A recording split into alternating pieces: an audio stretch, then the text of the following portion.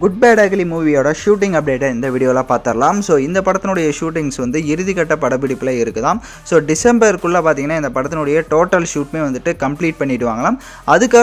அதுக்கப்புறம் பார்த்திங்க அப்படின்னா அஜித் அவர்கள் வந்துட்டு விடாமுயற்சி ஷூட்டிங்கை மறுபடியும் ரீஷூட் பண்ண போகிறதா ஒரு தகவல் வந்துட்டுருக்கு.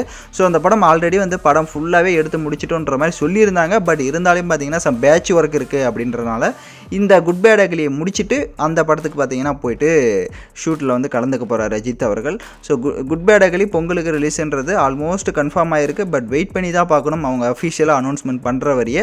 ஸோ டேட் மென்ஷன் பண்ணியிருந்தாங்க. இருந்தாலும் வந்துட்டு டிஸ்ட்ரிபியூட்டர்ஸ் என்ன பண்ண போகிறாங்க, விடாமுயற்சியா இல்லை இதுவா அப்படின்னு வரப்போ எதுன்றதை நம்ம வெயிட் பண்ணி பார்க்கலாம்.